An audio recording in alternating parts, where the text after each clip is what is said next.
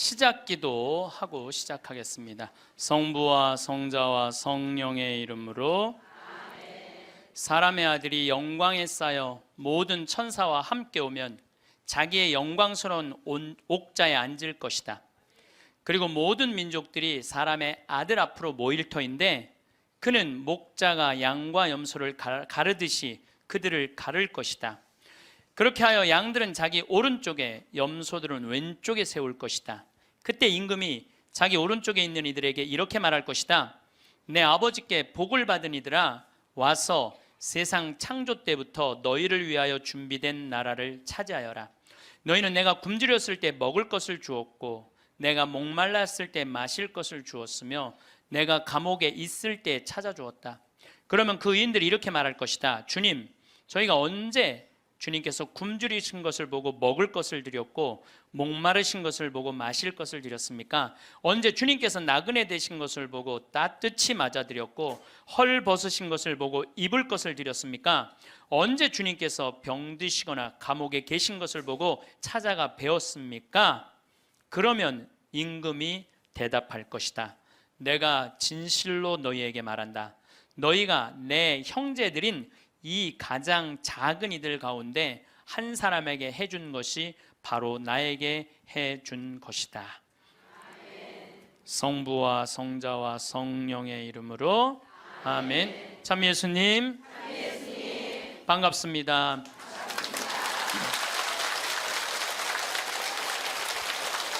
우리는 지금 위령성어를 맞이해서 죽음에 대한 이야기를 심각하게 지금 하고 있습니다. 심각하게 하고 있는데 여러분들은 너무 재밌게 들어주셔서 감사합니다. 제가 20년 전에 평택 비전동 성당에 본당 신부를 할 때요. 이제는 남 경험이 아니라 제 경험입니다. 이제까지는 책에 나온 얘기, 유튜브에 나온 얘기인데 지금부터는 제 얘기를 하도록 하겠습니다. 1월 1일 날이에요. 평화의 모후 성마리아 대축일 1월 1일 날 미사가 다 끝나고 밤 10시입니다. 보통 미사 다 끝나고 신부가 자기 소파에 앉을 수 있는 시간이 밤 10시거든요. 밤 10시에 앉아서 음악을 듣고 있는데 그 늦은 밤에 초인종이 울렸어요. 사제관. 그래서 내가 나갔더니 엄마, 아빠, 딸 둘이 저를 찾아왔어요. 근데 처음 보는 사람들이에요. 처음 보는 사람들이라 세배를 이 늦은 시간에 1월 1일 날 세배를 왔나? 문을 열고 나갔더니 세배 온 사람들이 아니야. 모르는 사람들이니까 어떻게 성당을 오셨습니까? 그랬더니 자기들 입교하려고 왔다는 거예요. 그래서 내가 물었어요. 왜 하필 1월 1일 밤 10시에 입교를 하려고 그러느냐? 그 많은 새털 같은 날 놔두고 왜 1월 1일 날 입교를 하려고 그러냐? 사연이 있느냐? 그랬더니 사연이 있대. 무슨 사연이 있느냐? 그랬더니 자기 아버지가 살아생전에 그랬대요. 하느님을 믿느니 내 주먹을 믿어라. 천당, 지옥 이런 건 없다. 니네들 신부 목사들이 니네들 돈 울겨 먹으려고 겁주는 거다. 죽으면 끝나는 거지 무슨 천국, 지옥이 있느냐? 성당에 나가면 다리 몽둥이 부러뜨릴 거다. 아주 철저한 무신론자 할아버지였대요. 근데 이 할아버지가 12월 20일 날 죽은 거야. 죽었는데 딱 죽었는데 저승사자가 까만 모자를 쓰고 까만 옷을 입은 저승사자 둘이 자기를 데리러 왔더래요. 자기는 아무것도 없는 줄 알았더니 까만 옷을 입은 사람이 자기를 끝도 없는 어둠으로 끌고 가더래요. 이게 죽었다가 살아 돌아온 사람들의 또 한 10% 정도는 어둠을 경험한다는 거예요. 그 어둠은 상상할 수 없을 정도로 공포스럽대요. 왜? 여러분들 끝도 없는 깜깜한 어둠으로 끌려가면 여러분 어떨 것 같아요? 무섭죠? 한번 상상을 해보세요. 끝도 없는 어둠. 누구는 빛으로 간다는데 끝도 없는 어둠으로 가면 어떻게? 그러니까 만약에 여러분들이 죽었는데 까만 걸 보면 끝난 거야. 여러분들 죽었는데 딱 까맸다. 그러면 이건 지옥이다. 이렇게 생각하면 돼요. 뭘 봐야 돼?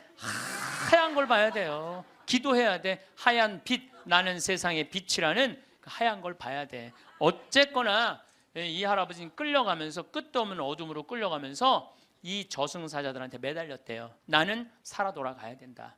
왜 살아 돌아가야 되느냐? 그랬더니 나는 내 자식이 지금 셋이 있는데 그 자식들한테 신앙생활을 못하게 했는데 저승이 없다고 그랬는데 이렇게 저승이 버젓이 있으니 어떻게 하면 좋으냐고. 그래갖고 이 아버지를 땅에다가 3일째 하관 땅에다 묻는데 관을 두들기더래요. 실질적으로 이건 제 경험을 얘기하는 거예요. 관을 두들기를 해. 그럼 뚜껑을 열어보니까 죽은 아버지가 살아 돌아온 거야. 그야말로 죽은 아버지가 살아 돌아온 거야. 그야말로 죽은 아버지가 살아 돌아온 거예요. 여러분 아까 내가 첫 시간에 계속 그랬죠. 죽은 아버지가 살아 돌아오면 믿을 텐데 그 죽은 아버지가 살아 돌아온 거야. 죽은 아버지가 살아 돌아와서 내가 죽었더니 저승이 있더라. 너희들 신앙생활 해라.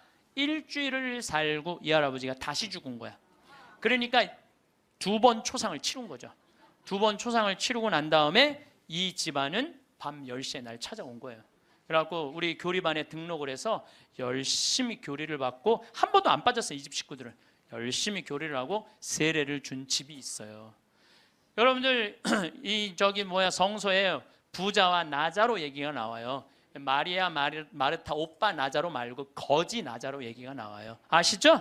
네, 이 거지는 아무도 먹을 걸 주는 사람이 없었어요. 그래서 너무 배가 고팠어. 그래갖고 사람들이 그 부자네 집에 갖다 놨어. 그래갖고 그 떨어지는 빵부스러기라고 먹으려고 그랬는데 빵부스러기도 둔 사람이 없는 거야. 오히려 내가 얻어먹으려고 그랬더니 개가 와서 내 종기를 핥고 있었어. 나자로 종기를 핥고 있었어. 그래서 나자로도 죽고 그 부자도 죽었어요. 근데 이 부자가 죽어서 어디를 갔느냐? 지옥을 간 거야. 너무 목이 마려운 거야. 근데 이렇게 눈을 들어 하늘을 보니까 그 나자로는 아브라함 할아버지 품에서 너무 행복하게 있는 거야. 그래서 이 부자가 이렇게 말을 건넵니다. 아브라함 할아버지, 저 나자로한테 물을 좀 한 방울만 축셔서 나를 좀 마시게 해주십시오. 갈증스러운 거죠. 이 갈증이 얼마나 고통스럽겠어요. 그랬더니 아브라함 할아버지가 우리 사이에는 가지도 오지도 못하는 구렁텅이에서 우리가 도와줄 수가 없다. 우리는요 지옥에 있는 영혼은 못 도와줘요. 우리 가톨릭 교리로는 연옥에 있는 영혼은 도와줘도 지옥에 있는 영혼은 못 도와줘요. 가지도 오지도 못한다. 그러니까 이 부자가 이런 말을 해요. 그럼 아브라함 할아버지, 저 나자로를 우리 5형제가 있는데 좀 돌려보내갖고 제발 가난한 사람, 불쌍한 사람 도와주고 돈만 알게 하지 말고 가난한 사람, 불쌍한 사람 도와주게 좀 해달라고. 그랬더니 아브라함 할아버지가 이런 말을 해요. 그들에게는 모세와 예언자가 있다. 그랬더니 이 부자가 기가 막힌 얘기를 해요. 모세 예언자 소용없다.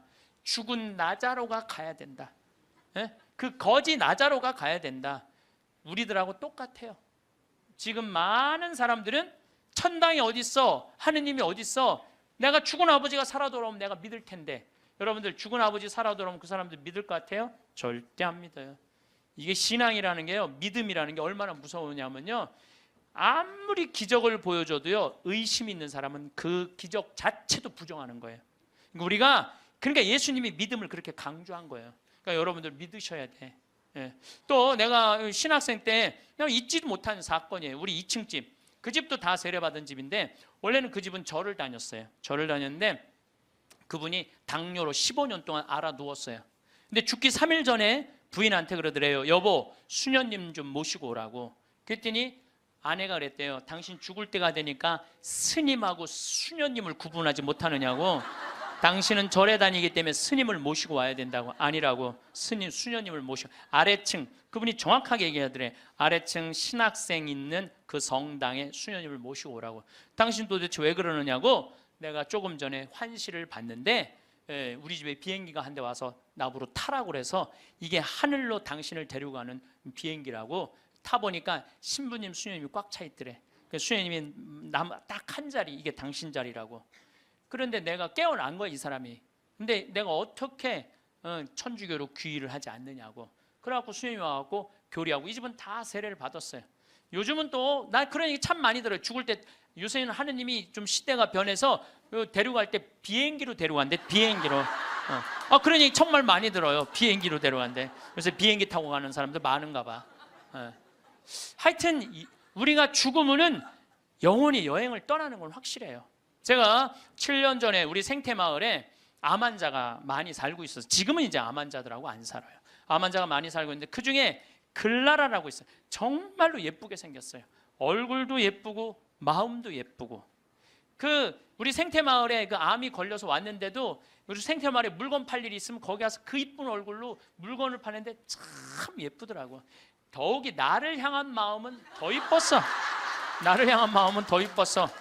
근데 이 클라라가 폐암이 걸린 거야. 폐암이 걸려서 뼈까지 전이 된 상태에서 우리 집에로 왔어요. 뼈까지 전이가 돼갖고 의사 선생님이 6개월밖에 못 산다는 거예요. 6개월. 근데 이 클라라 자매님은 소원이 있는 거야. 아들이 서울신학교 2학년을 마치고 군대에 갔는데 그 아들이 군대 제대하고 학부 3, 4학년을 마치고 대학원에 올라가고 3년을 더해서 신부 될 때까지 살아서 천미사 참여하는 게 소원이야. 천미사. 그러면 그렇게 살려면 7년을 더 살아야 되는데 6개월밖에 못 산다는데, 그래서 우리 황토 집에서 살아보자 그래갖고 이제 황토 집 25평을 드렸어요. 그 그레고리오 형제님하고 클라라 자매님한테. 근데 기적같이 4년을 더 살았어요. 4년을.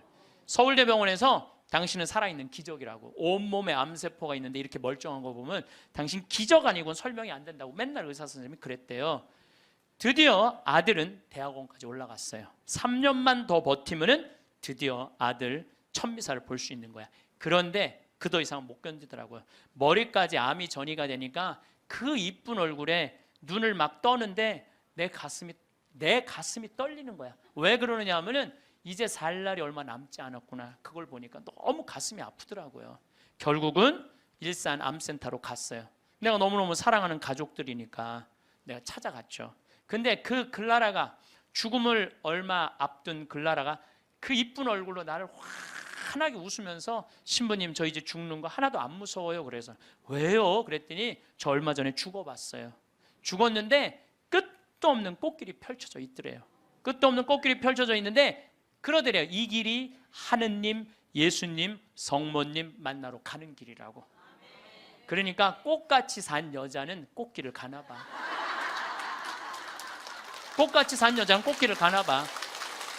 저는 확실히 그걸 믿어요. 왜냐하면 저도 강원도 평창에 살면서 마음이 참 좋아요. 생전 사람 미워할 일이 있어야지. 사람을 만나야지 사람을 미워하지. 사람을 만나야지. 거기 일어나 보면 아름다워. 요즘은 또 물안개 피는 계절이거든요. 강에 물안개 피면요 너무 아름다운 거야. 밤하늘의 별도 아름답고 이 단풍도 아름답고, 그냥 여기에 감사의 꽃, 찬양의 꽃, 사랑의 꽃이 흘러 넘치는데 죽으면 당연히 꽃밭 갈겠지. 당연히. 난 그렇게 믿어요. 끝도 없는 꽃길을 가고. 근데 여러분들 이 세상을 진흙탕같이 산 사람은 어디 갈 것 같아요?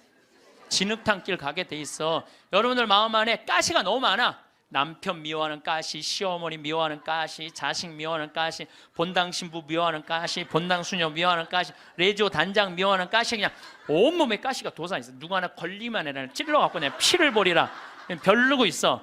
이 사람 죽으면 어디 갈 것 같아요? 가시밭길 가게 돼 있어요. 그러니까 여러분들 죽어서 가시밭에 뒹굴르기 싫으면은 지금 내 마음 안에 있는 가시 빼내야 돼, 빼내지 말아야 돼? 누구를 위해서?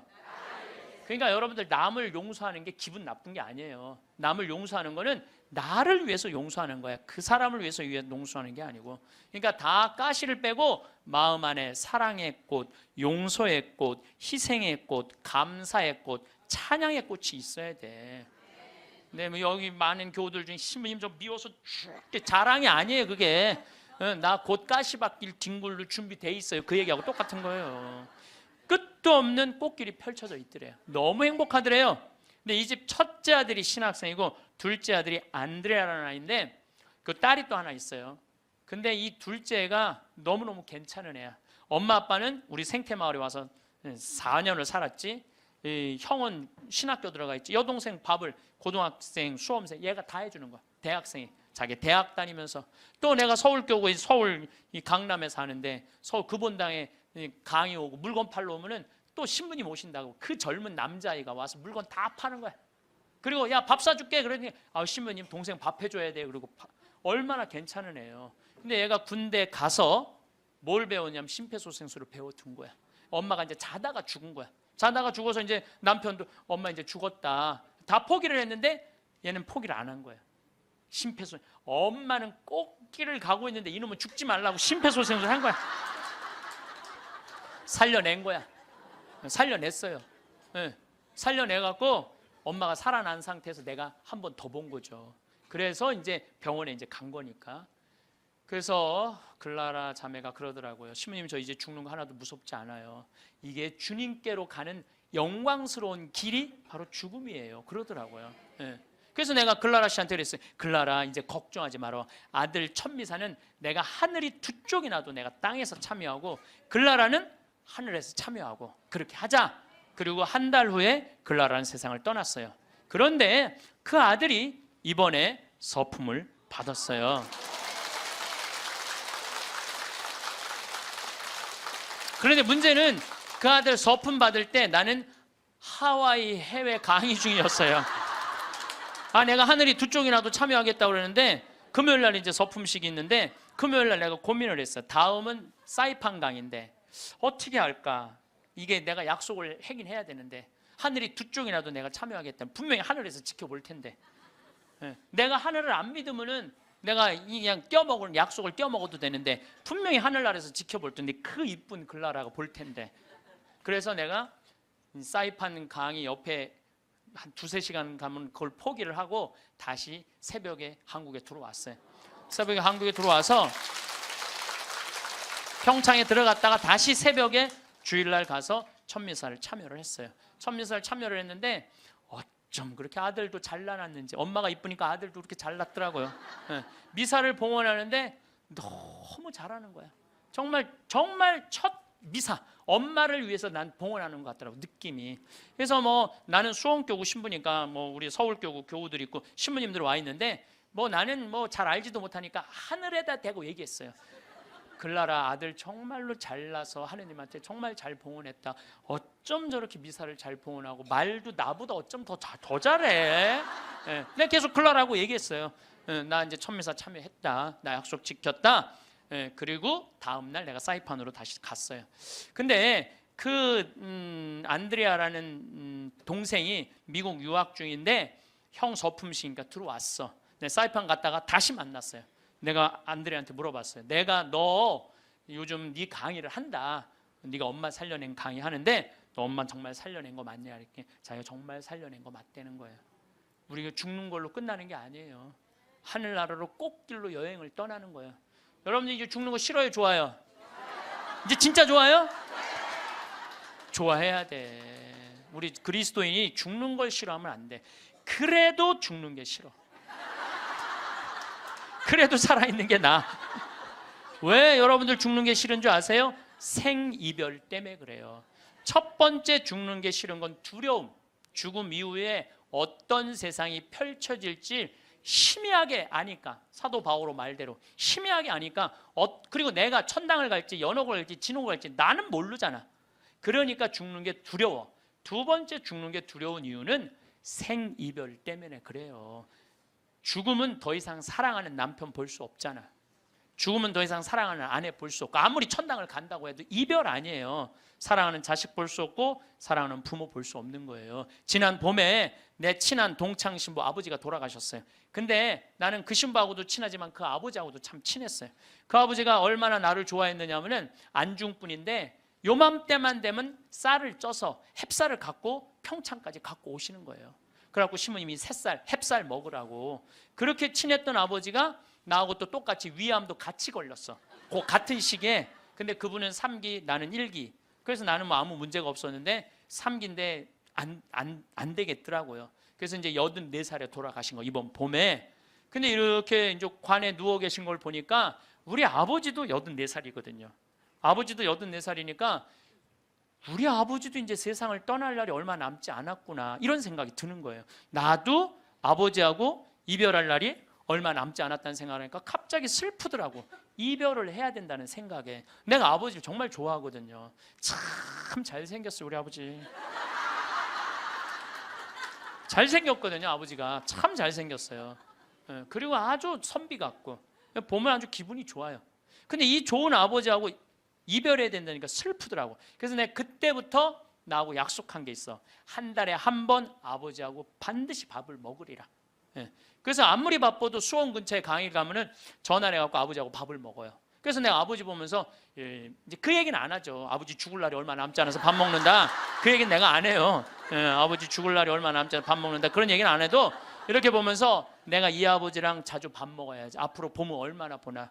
1년에 그래봤자 12번밖에 더 먹어요. 여러분 그렇지 않아요? 늙으신 부모님들? 내가 기껏 봐야 얼마나 보겠어. 20년밖에 더 보겠어 아버지?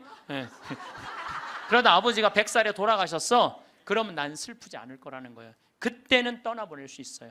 살 만큼 살면 떠나보낼 수 있어요.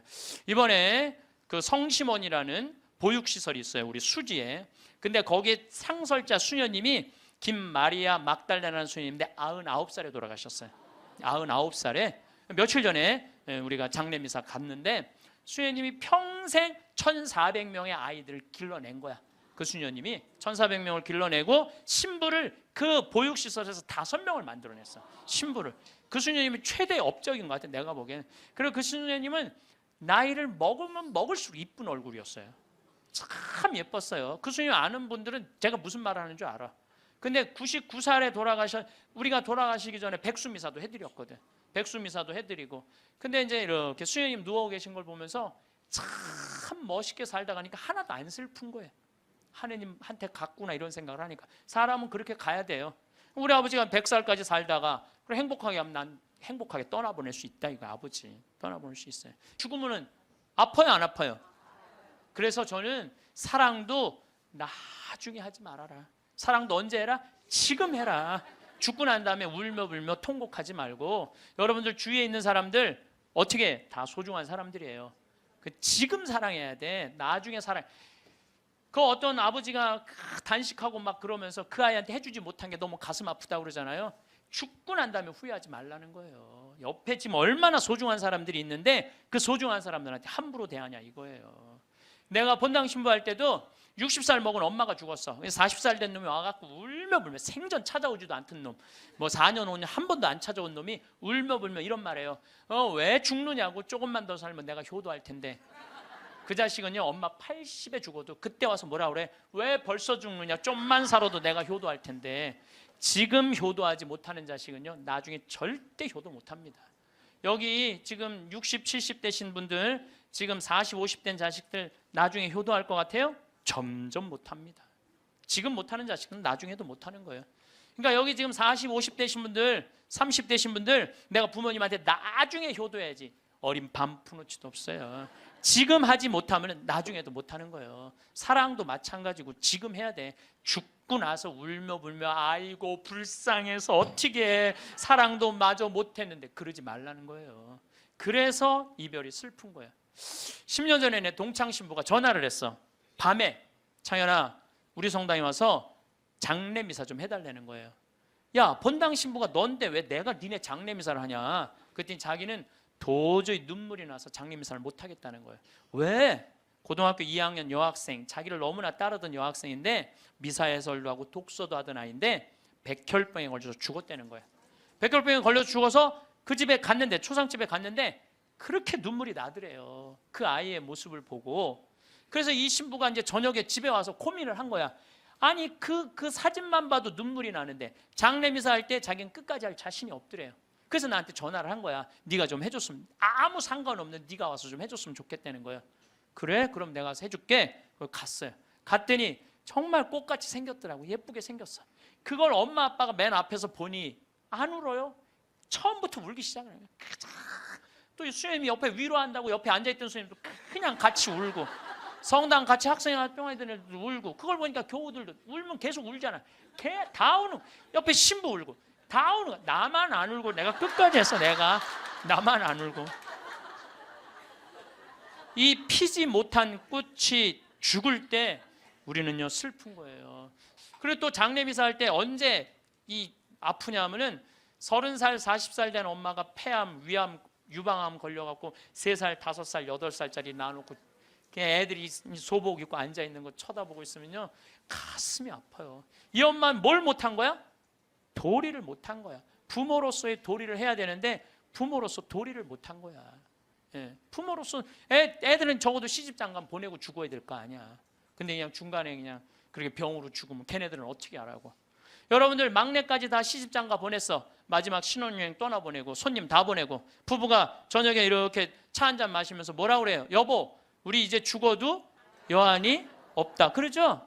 죽어도 여한이 없다. 할 도리 다 했으니까 사람은 세상에 살면서 사랑도 원도도 없이 해야 되고 도리도 해야 돼. 도리도. 또 60살 먹은 아줌마가 시집으로 왔더니 남편이 노름하고 빚을 잔뜩 져놨어. 그래갖고 그 빚 갚는다고 토요일날 일요일날 놀아봤던 적이 없어. 뼈가 빠지게 일을 했어. 자식들 교육시킨다고 그 잘난 옷 한 번 백화점에서 사 입어봤던 적이 없어. 맨날 10,000원짜리 20,000원짜리 길에서 사 입었어. 친구들 뭐 무슨 유럽 여행 가느니 동남아 여행 가느니 그래도 니네들이나 갔다 오라 그러고 그 돈 가지고 빚 다 갚았어. 그 60살이 돼서 빚도 다 갚고 자식도 다 키워놨어. 돈도 어느 정도 생겼어. 그래갖고 나도 이제 남들처럼 한번 호강 한번 해봐야지. 그래갖고 이제 나가서 외식 한번 하면 먹으면 속이 미식거리네. 미식거리더니 급기야는 뒷목이 땡기는 거야. 그래서 이상하다. 소화제 먹어도 안 되니까 병원에 가보니까 위암 말기라는 거야. 그럼 여러분들 위암 말기 환자들이 뒷목이 땡겨요. 이상하게. 3개월밖에 당신 못 산다고. 그러면 이 60 먹은 아줌마 죽어요, 못 죽어요? 한번 호강 한번 해보려고 그랬더니 이제 한번 나도 남들처럼 여행도 다니고 맛있는 것도 사 먹으려고 그랬더니 나보러 죽으랜다고. 난 억울해서 못 죽는다고 그래. 사람은요 이 세상에 태어나고 뭐를 해야 되냐면 호강을 해야 돼요. 행복해야 돼요. 이걸 못하면요 죽을 때 한이 돼서 못 죽어요. 그리고 우리가 살면서요 여러분들 뭐가 있느냐면은 살면서 기뻐야 돼. 내가 봉사활동에 여기 교우들 아마 봉사활동하는 교우들 많을 거야. 그렇죠? 근데 하는 게 너무 힘들어. 지겨워. 근데 예수님 십자가 어디 갔어? 예수님 십자가. 예수님 얼마나 고통스러웠을까? 저거 따라서 그 지겨운 그 봉사활동을 십자가 생각하고 계속해. 기쁨이 하나도 없어. 그런 분들 나한테 상담하면 내가 뭐라는 줄 알아요? 당장 관두라고 그래요. 예수님 십자가 생각하고 계속하지 말라고. 그런 사람들이 나중에 열받으면 예수님 다시 십자가 못 박을 사람들이에요. 못 박을 사람들. 예. 그런 사람들이 못 박아요. 되게 기쁨이 없는 사람들이 나중에 그 공동체를 다 깨요. 뭐든지 기뻐서 해야 돼. 뭐든지 즐거워서 해야 돼. 내가 기쁘지 않고 즐겁지 않으면요 나중에 죽을 때 한이 되는 거예요. 저는 이번에 아프리카 여름에 7, 8월 달에 아프리카하고 남미를 갔어요. 말로는 봉사, 선교로 갔는데 내가 비행기를 105시간을 탔어. 105시간. 그러니까 5일 동안 비행기를 탄 거 5일 동안 하늘에 떠 있었어. 그것도 비즈니스도 아니고 이코노미로만. 근데요 많은 사람들은 다 그래요. 신부님 힘들지 않느냐고. 근데 저는요 하나도 안 힘들어요. 너무 좋아요. 내가 막 교우들 만나러 가고 아프리카 가는 게 아프리카까지 가는데 26시간 비행기를 타야 돼요. 여기서. 그런데도 하나도 지겹지도 않고 너무 좋아. 비행기 안에 있으면서 글 쓰고 이번에 이제 그 비행기 안에서 5일 동안 아무도 나를 건드리지 않잖아. 여기 있으면 그냥 온 사람이 날 건드리는데 비행기 안에서는 아무도 날 안 건드리거든. 그럼 5일 동안 그 책 쓴 거 그거 갖고 이제 원고로 이제 책을 이번에 내요. 그리고 나는 비행기 타면 즐길 줄을 알아요. 밤 비행기 타면요 여러분들한테만 내가 가르쳐 드리는 거야. 밤 비행기를 타면은요 비행기 표를 창가를 꼭 끊으세요. 창가. 그것도 날개에 끊으면 안 되고 맨 뒤에 꼭 꼬리 쪽에 끊으세요. 꼬리 쪽에. 그래갖고 비행기가 하늘에 올라가면요 깜깜할 때 창문을 열어보세요. 별이요 아래로 쫙 보여요. 별이 위로 보이는 게 아니라 아래로 쫙 보여요. 별똥별이 아래에서 쫙쫙 떨어질 때요 별똥별이 하룻밤에 2만 개가 떨어지니까 창문 열면 여러분들 아무 때나 볼 수 있어요. 얼마나 환상적인지 몰라요. 근데 잘 모르고 날개에다 끊으면 그 유도등 때문에 아무것도 안 보여요. 그래서 내가 맨 끝에 끊으라는 거예요. 비즈니스 끊으면 더 좋지. 비즈니스는 날개 앞이니까 잘 보이죠. 근데 거기 너무 비싸니까 날개 끝에 끊어갖고 가면은 시간 가는 줄 몰라요. 글 읽고 책 쓰고 졸리면 자고 좋아서 하는 일이니까 힘들지가 않은 거예요. 그러니까 우리 인간은 살면서요 즐거워야 돼. 근데 호강을 못하고 죽는 사람들이 괴로운 거야. 그래서 저는 여러분들한테 삶을 좀 즐겨라. 청승 좀 떨지 말아라 제발. 돈 있는 사람이든 없는 사람이나 다 똑같아. 돈 있는 사람 돈 없는 사람이나. 그래서 제가 지난 2월 달에 우리 성지순례를 다녀왔어요. 80명의 교우들하고 이스라엘을 10일 동안 걸었어요. 그러니까 무슨 뭐 로마 갔다 오고 뭐 프랑스 갔다 오고 이게 아니라 나자렛에서부터 갈릴레아까지 걸었어요. 65km를. 이스라엘은 딱 반으로 나누면 돼. 반 딱 나눠갖고 남북 우리나라 38선 가로듯이 반 나눠갖고 아래는 이 예루살렘, 예리고, 베다니아, 그 다음에 가자지구, 요즘 전쟁하는 데 있죠? 거긴 사막이에요. 볼 거 아무것도 없어요. 화면을 보면 여러분들 맨날 거기만 보는 거야. 이스라엘을 잘 모르는 거지. 근데 나자렛에서부터 갈릴레아까지는 지중해성 기후예요. 그래서 11월 달에 우기가 시작이 돼. 지금부터. 그럼 2월 달이 되면은요, 그 이스라엘 갈릴레아 들판 전체가 꽃으로 덮쳐요. 꽃으로. 그러니까 이스라엘을 성지순례 가면은 2월, 3월, 4월에 가야 돼. 막 아무것도 모르는 사람이 6, 7월에 여름에 가는 거야. 가면 아무것도 볼 게 없어요.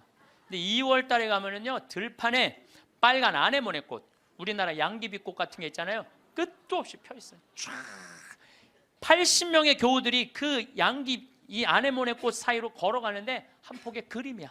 그리고 이제 예수님 루카복음의 4장에 오늘 나한테 기름 부음 받았다. 가난한 이들한테 해방, 묶인 이들한테 자유를, 눈먼 이들에게 빛을. 이게 나한테 이루어졌다. 그러니까 나자렛 동네 사람들이 저거 목수아들 아니야? 목수아들인데 무슨 자기가 왕이 된대. 멱살을 끌고 예수님을 끌고 가요. 어디로 끌고 가냐면 점프 마운틴이라고 시험산으로 끌고 올라가. 거기서부터 걷기 시작을 하는 거예요. 왜냐하면 성서에 그렇게 나와 있거든요. 밀어 떨어뜨리려. 거기 보면 돌바위야. 밀어 떨어뜨리면 예수님은 뼈도 못 추려. 그 이스라엘 평화 밑으로 극 절벽이야. 거기서 그들을 뿌리치고 예수님은 복음을 선포하러 제자들과 함께 갈릴레아로 떠나셨다. 거기서 그걸 읽고 우리도 떠나는 거예요. 80명이. 이 예루살렘 대학에서 이번에 2000년 전에 예수님이 2000년 전에 어느 길로 갔을 거를 그대로 고증을 다 해놨어요. 그래서 지저스 크라이스트 트레일이라고 그래. 그리스도의 발자취라고 그래. 그걸 그대로 80명이 따라간 거야. 그러니까 과부의 아들 살린 나인이라는 동네도 들르고, 그 다음에 예수님 거룩한 변모한 다볼산도 가고, 그 다음에 가나의 혼인잔치도 가고, 예수님 맨날 먹을 거 사러 가면 세폴이라는 동네도 가고, 그 다음에 이제 히띠네 뿌리라고 밀밭. 여러분들 이스라엘은요 식량 자급률이 100%예요. 밀밭이요 끝도 없어요. 우리가 이스라엘 잘 모르는 게 너무 많아. 맨날 비행기 타고 버스 타고 다녀서 몰라. 걸어 다녀 보면요 밀밭이 끝도 없어. 그리고 양쪽에는 노란 겨자꽃이 65km 내내 펴 있는 거예요.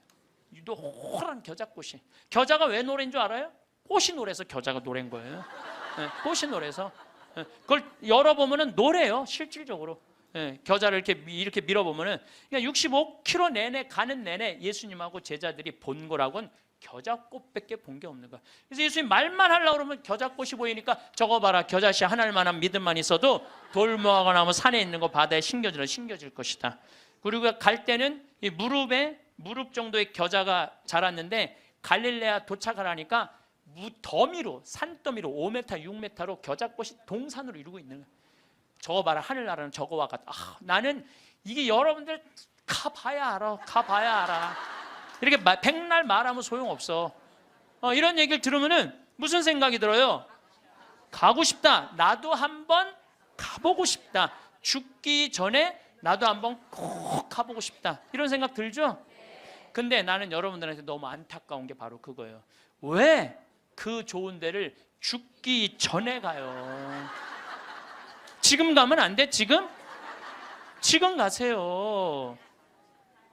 지금 여행은 가슴이 떨릴 때 가야지 다리가 떨릴 때 가면 안 된다니까요. 그걸 죽기 전에는 다리 떨려서 못 간다니까요. 죽기 전에 가지 말고 지금 가세요. 내가 오늘 강의를 딱 왔는데 여기 이제 여기 명동성당 아주 이제 잘 해놨어. 보니까 아주 잘 해놨어. 아주 속이 후련해. 사람이 이제 모일 수 있는 장소도 있고 커피 마실 수 있는 장소도 있고 위도 아주 잘 해놨어. 근데 이제 지하 1층 강당에 갔는데 저기 우리 경비하는 아저씨 한 분이 딱 나를 와서 손을 딱 잡는 거예요. 신부님 너무 감사하다는 거예요. 그래서 제가 뭐가 감사합니까? 신부님 말씀대로 내가 가슴이 떨릴 때 저기 막 콤포스텔라 스페인 그거를 40일 동안 걸었다는 거예요. 40일 동안 신부님 말대로 집 잡혀서 갔다 왔다는 거예요. 집 잡혀서. 응. 그런데 자기가 은혜를 너무 많이 받았다는 거. 은혜를 너무 많이 받았다는 거. 내가 이게 이스라엘 성지를 이렇게 가면서 그 학생 하나가, 그 아이 잊지 못하는 아이가 있어요. 학생 하나가 딱 이 나를 만났는데 얘가 나를 어떻게 쳐다보느냐면 흰 눈동자 95%, 까만 눈동자 5% 뜨고 쳐다보더라고요. 왜냐하면은 너 때문에 내가 끌려왔다 이거야. 네가 성지순례 쑥덕거려서 엄마 아빠가 가면서 얘를 강제로 끌고 온 거야. 강제로 끌고 온 거야. 그러니까 나를 흰 눈동자 95%, 까만 눈동자 5% 쳐다보는 거죠. 근데 얘가 성지순례를 하는 첫날부터 눈이 아주 도끼가 있더니 이틀째, 3일째 예수님이 걸어간 길을 걸으면서 예수님을 만나더라고요. 예수님을 만나다. 일주일째는 눈빛이 완전히 모세의 눈빛이 됐어. 관상의 눈빛이 됐어. 관상의 눈빛이. 근데 얘가 성지순례하고 한 달 후에 나한테 편지를 했어요. 신부님, 저 가슴이 뜨거워서 어떻게 주체할 수가 없어요. 하느님이 내 안에 살아 움직여서 자기가 어떻게 할 수가 없다는 거예요. 근데 며칠 전에 내가 서천이라는 곳에 강의를 갔는데 그쪽 분이에요. 엄마 아빠가 왔어. 신부님, 걔가 워낙 똑똑한 애거든요. 공부를 잘했던 애야. 근데 화학과를 갔는데 자기는 길을 못 찾아갖고 공부하는 게 싫다는 거야. 근데 얘가 지금 학교를 관두고 의대 공부를 한다는 거예요. 그래서 이제 내가 그랬거든. 나 지금 아프리카 봉사 가니까 의사가 돼갖고 좀 공부 좀 해라고. 근데 얘 공부하는 거예요. 이게요, 사람이요, 성지를 한번 갔다 오면요, 죽으면은 제일 좋은 건 죽으면 인생이 바뀌어. 죽어봐야 철이 드는데 죽는 건 좀 어려우니까 어떻게? 성지를 갔다 오는 게 좋아. 그러니까 여러분들 죽기 전에 가지 말고 언제가? 지금 가세요. 무슨 돈으로? 집 잡혀서 가라. 집 잡혀서. 집 잡혀서 가라. 여러분들 집 갖고 갈 거예요? 집 두고 갈 거예요. 두고 갈 집을 그렇게 벌벌벌 떨면서 이러지도 못하고 저러지도 못하는 분들 보면 너무 가슴이 아파요. 여러분들, 이건희 회장님이요, 재산이 12조 5,900억이래. 12조 5,900억. 나는 12조도 필요 없어. 12조 뭐하러 필요해? 5천억도 난 필요 없어요. 그 끄트머리 900억만 있어도 좋겠어. 나 끄트머리 900억만 있어도 좋겠어. 그런데 그 900억도 필요 없어요. 쓰러져 누우면요, 아무 의미가 없는 거예요. 돈이 아무리 많으면 뭐예요. 벤자민 플랭클린이라고 미국 독립선언서 쓴 사람이 이런 말을 해요. 재산을 잃으면 조금 잃은 거고, 명예를 잃으면 반을 잃은 거고, 건강을 잃으면 다 잃은 거다. 아파갖고 누우면요, 아무리 돈이 많아도 소용없는 거예요. 물론 나는 이건희 회장님이 빨리 완쾌되길 바라요. 왜냐하면 누가 뭐라 그래도 한국의 제1의 기업을 세계에 내놓은 사람이에요.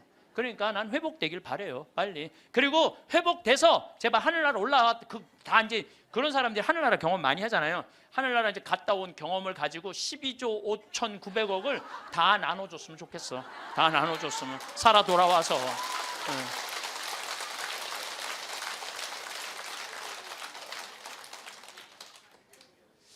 우리가요, 인생은 땅 따먹기 하고 똑같은 거예요. 여러분도 어렸을 때 땅 따먹기 해봤어요, 안 해봤어요? 해봤죠? 땅 따먹기. 동그라미 운동장 그리고 이렇게 신발 이렇게 돌려갖고 10원짜리로 3번 튀겨갖고 들어오면 내 땅, 못 들어오면 내 땅 아니고 막 그러다가 막 점점 땅이 좁아지는데 금이 닿으면 닿니 안 닿니 머리끄댕이 막 싸우고 그러잖아요. 해가 뉘엿뉘엿질 때 엄마가 데리러 나와요. 철수야, 영희야, 너 해졌다. 밥 먹으러 가자. 그럼 얘네들 중에 단 한 명도 엄마, 나 이거 내가 오늘 오후 내내 딴 땅이니까 나 이거 파갖고 들어가면 안 돼? 그리고 학교 운동장 파갖고 들어가는 애들 있어요? 손 탁탁 털고 들어가요. 그게 인생이에요. 여러분들 처음에 시집 와갖고 사글세, 월세, 전세 18평, 25평, 40평까지 넓혀갔어. 근데 하느님이 마지막 날, 얘야 너 인생에 해가 졌다. 마리아야, 베드로야, 너 이제 들어와라. 그럴 때 하느님, 나 이거 평생 딴 땅이니까 내 이거 파갖고 들어갈게요. 그리고 40평 저기 뭐야 지하로 저 무덤으로 쥐고 가는 사람 있어요, 없어요? 손 탁탁 털고 들어가요. 손 탁탁 털고 들어갈 걸 그걸 왜 못 쓰고 벌벌벌벌 떠냐 이거야. 집 잡혀서 여행도 다니고 어려운 사람도 도와주고, 예? 맛있는 것도 사 먹고, 그리고 즐겁게 살다가 죽으면 되지. 그걸 그냥 아까워 뒷방에서 벌벌벌벌 떨다가 죽어. 아, 신부님 빚 없는 사람 집 없는 사람 어떻게 하라고 맨날 집 잡히라. 걱정하지 말아라. 국가에서 용돈 나온다. 20만 원. 많은 분들이 이런 얘기해요. 신부님 10년 전에 이런 얘기를 해요. 내가 10년 전에 5만 4천 원 나올 때 10년 전에 5만 4천 원 나왔거든요. 할머니들 죽지 않고 조금만 버티면은 20만 원 나온다. 20만 원 나왔어요. 제가 다시 얘기합니다. 여러분들 이제 죽지 않고 좀만 10년만 더 버티면요 얼마 나오면 50만 원 나와요. 50만 원 나오게 돼 있어요. 그런데 문제는 돈이 나오고 안 나오고가 문제가 아니에요. 그 돈을 쓸 줄을 모르는 거예요. 나와도 그 돈 쓸 줄 모르고 벌벌벌벌 떨다가 자식 그거 모아갖고 뒷바라지 해주는 할머니들 많아요. 그리고 또 어떻게 버림받고 그런 할머니들 대한민국에 수도 없이 많아요. 그리고 인생 가슴 치면서 죽을 때 내가 왜 그렇게 살았을까? 후회하는 할머니들 많아요. 그래서 죽을 때는 여러분들 세 가지 갖고 가는 거예요. 추억 갖고 가는 거예요. 내가 인생을 어떻게 살았구나. 그 다음에 죽을 때 뭐 갖고 가? 선행 갖고 가는 거. 선행. 내가 살아서 불쌍한 사람 도와준 거. 그리고 죽을 때 뭐 갖고 가냐면 믿음 갖고 가는 거. 믿음. 이 세 가지가 없는 사람은요 무슨 노잣돈 무슨 신발 세 켤레 밥 세 그릇을 갖고 가는 게 아니야. 추억이 없는 사람은 죽을 때 억울해서 못 죽어요. 선행이 없는 사람은 죽을 때 불안해서 못 가요. 믿음이 없는 사람 그야말로 노잣돈이 없어서 못 떠나는 거예요.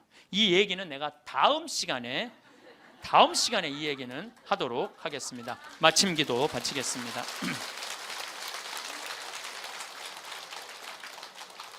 이 구상 시인이 우리 맨날 노벨상 받니 안 받니 그랬는데 참 이 시를 죽음에 대한 시인데 너무 재밌게 썼어요. 그래서 여러분들 기도하면서 한번 들어보시면 좋겠어요. 성부와 성자와 성령의 이름으로 아멘. 흰 혼이불에 덮여 엠브론스에 실려간다.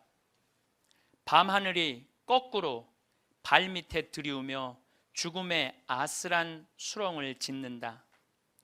이채로 굳어 뻗어진 내 송장과 사그라져 앙상한 내 해골이 떠오른다. 돌이켜보아야 차고투성이 한평생 영원한 동산에다 꽃 피울 사랑커녕 땀과 눈물의 새싹도 못 지녔다. 이제 허둥대자 부질없는 노릇이지. 아버지 저의 영혼을 당신 손에 맡기나이다. 신용만 했지 옳게 섬기지 못한 그분의 최후 말씀을 부지중 외우면서 나는 모든 상념에서 벗어난다. 또 숨이 차온다. 하느님 아버지, 저희들이 당신 아들이 죽음을 통해서 열어놓은 하늘나라를 가기 위하여 이 자리에 모였습니다. 당신은 사랑이 많으시기에 당신 아들을 이 세상에 내어놓으실 정도로 우리를 사랑하셨기에 우리들은 당신의 자비를 믿나이다. 우리가 인간으로 살아가면서 나약한 점, 부족한 점, 그래서 쓰러질 때도 참 많습니다. 하지만 저희들은 당신의 자비를 믿습니다. 부족한 우리 하늘나라 희망하고 있습니다. 여기 모인 모든 이들이 마지막 날 하늘나라에서 기쁘게 이 세상 이야기, 오늘 즐거웠던 시간 이야기할 수 있는 그런 하늘나라의 선물 허락하소서. 성부와 성자와 성령의 이름으로 아멘. 감사합니다.